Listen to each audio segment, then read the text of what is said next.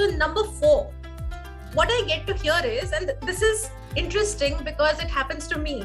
Now it's getting personal. I get to hear that it's not the exam, it's not the test, it's not the test environment, it's not the competition, it's none of these things that bother me. I get put off either by a particular section or by a particular type of question. That's very me. I don't know how much of CR you have solved, or RC for that matter.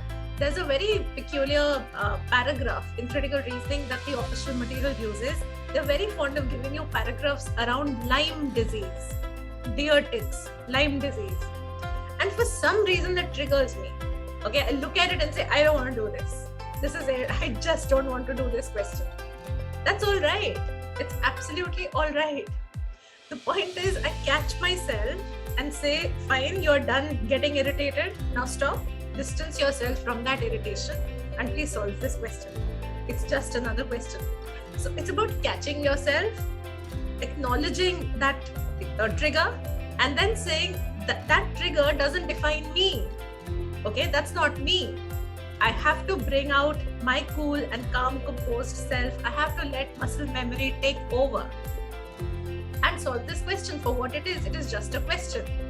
So whenever I'm doing a prep test and that Lyme disease question comes up, I'm doing a doubt session and somebody brings in a Lyme disease question, I get so irritated.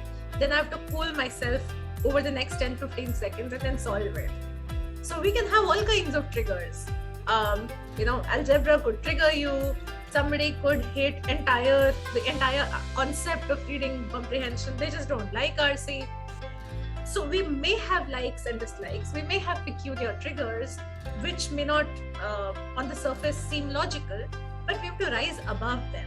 And the only way to rise above them is to do so much of them that they stop being a problem on the exam.